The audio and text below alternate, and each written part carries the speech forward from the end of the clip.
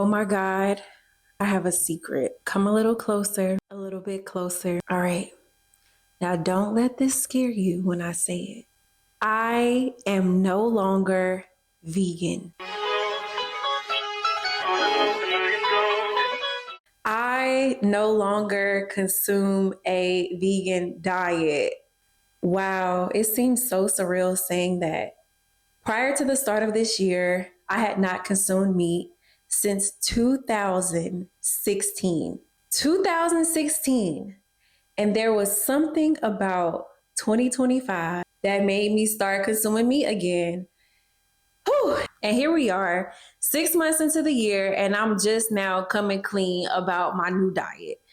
Honestly, it was so hard to have this conversation. I wasn't really sure about this new lifestyle that I chose, but I feel like I'm too deep into it now that I need to share my experience. Now, before we get started into this video, I do want to name a few caveats. First of all, I do understand that there are levels to veganism. So as I am talking about veganism and my lifestyle, what I mean is plant-based, not consuming meat or dairy. Additionally, I know this may come as a shock to everybody, and I just want to say, as you listen to this video and hear me talk about my experience, just have a little grace. My experience is very unique to me. And like I said, this was a very difficult decision. I wanted to make this video to talk about my transition back to eating meat. And I also wanted to spend some time sharing some recipes and some meals that I eat throughout the week. If you want to move forward with this video and it is not going to be triggering to you, then stay tuned. All right, let's get started with a little bit of history. Like I said before, I started my plant-based journey back in 2016. When I decided to stop consuming meat, I had already gave up beef, pork, and I never really ate seafood. I'm not like a fish girly, and I'm allergic to shellfish. I had only been consuming poultry, white meat, turkey, and chicken. I was at the beginning of my spiritual journey, and I was at the middle of a very hefty weight loss journey. And I met a young man, and he talked to me about all of the wonders of the world and spirituality. He also talked about energy wise, like what it meant to consume meat. But what really stuck to me in that conversation was, if you stop eating meat, you'll lose weight. Immediately, that was all I needed to hear. So I cut out meat cold turkey. I thought that I just was going to be plant-based for like a month or a year, but that time quickly passed by. And then in 2019, I met another young brother. I got a theme here. But anyways, a friend of mine was vegan at the time, and I had been wanting to switch over to veganism, but the dairy was getting me. And he really just helped me to explore ways to make plant-based meals and to just be a part of the vegan community. I was also living in New York at the time, so there was just an abundance of options for me. Even at the local corner store, I was able to get like fresh pressed juice in the morning for really cheap, and just fruits and vegetables throughout the day readily at my disposal. It was easier for me to go on that journey. Now, throughout the course of my plant-based journey, it opened up a new world for me. I started to think about conscious eating. I started to think about, what it means to prepare your own meals, the energy that you put in meals. Not only that, I started to think about what it really meant to process food, especially when it comes to like butchers and like the whole meat like industry. And it just opened up a new experience for me. And I was such a stickler for veganism. I thought that everybody should do it.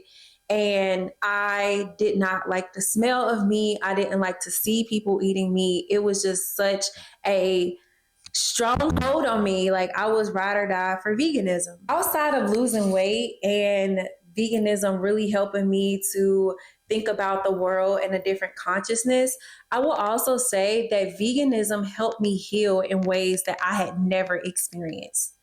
Now, growing up, I was somebody who constantly dealt with eczema and really, really bad allergies.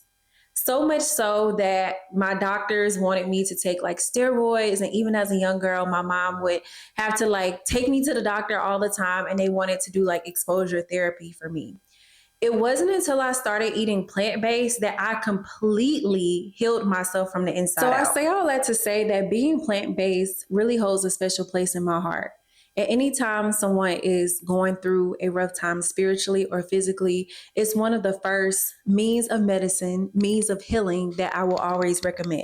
All right, so now that we have talked a little bit historically about my plant-based journey, let's talk a little bit about where I'm at now and how I reintroduced meat into my diet. I'll start by saying that last year I turned 31 and there were a lot of transitions and just like stressors in my life.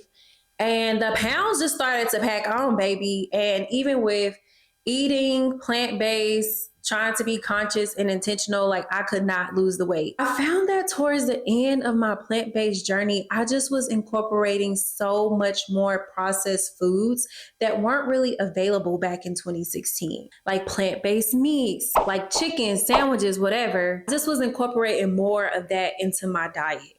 Additionally, towards the end of my journey, I did find myself just out and about being a little bit more social. And I just never felt like I could just really socialize with my friends or just, feel comfortable eating the same thing. I always felt like people had to make accommodations for me, which you may think like, girl, who cares? Whatever, yada, yada. I didn't care.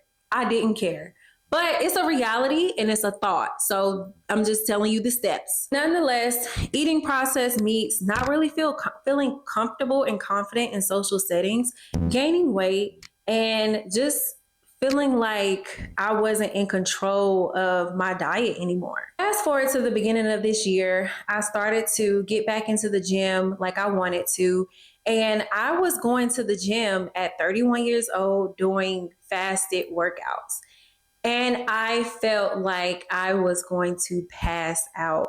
It was the worst experience. And I just could not hit certain gains. I couldn't stay in exercises as long. I didn't feel as strong.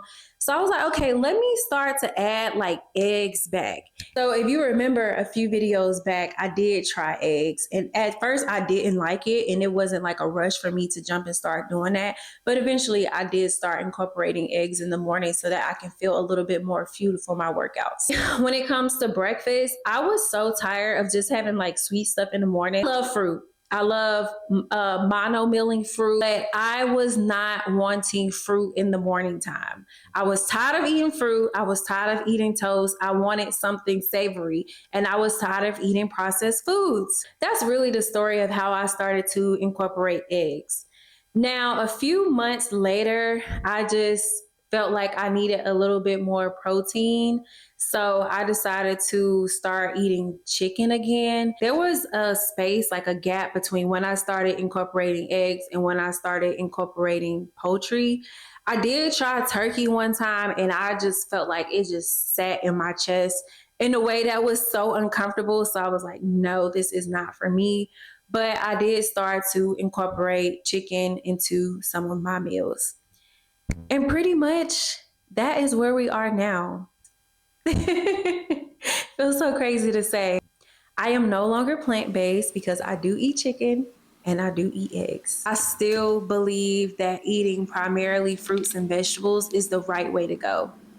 So now that I am incorporating eggs into my diet, what I like in the morning time is typically eggs with some type of like salad or something like that. But I can kind of like stray away from the bread and the processed foods a little bit more.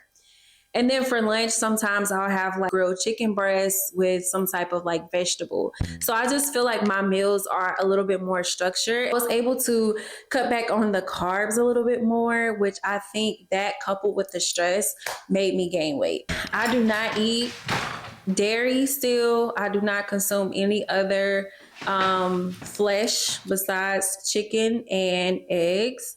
And I still try to go through most of my days with eating plant-based meals. Today, matter of fact, I have not consumed any eggs or chicken. I am actively trying to understand what works best for this new phase that I'm in. And I still adore folks that are plant-based. I still go to restaurants and order plant-based meals.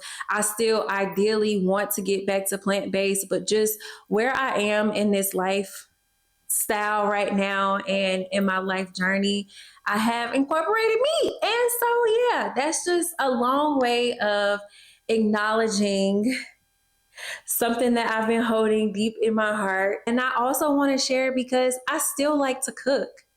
And it's about time for me to start showing recipes again. And I'm tired of being on the back end like, dang, I can't show this chili because it got chicken in it. So we have reached the end of this part of the video. I think I've shared a lot about my journey with being plant-based and where I am right now. If you have any questions about my plant-based journey, please leave them in the comment section below. If you are just listening and being a part of this journey, just please leave me a heart in the comment and let me know that I am in a safe place now that I have come out. But anyways, I hope you all enjoyed this video. Don't forget to like, subscribe, and comment. I'll see you later.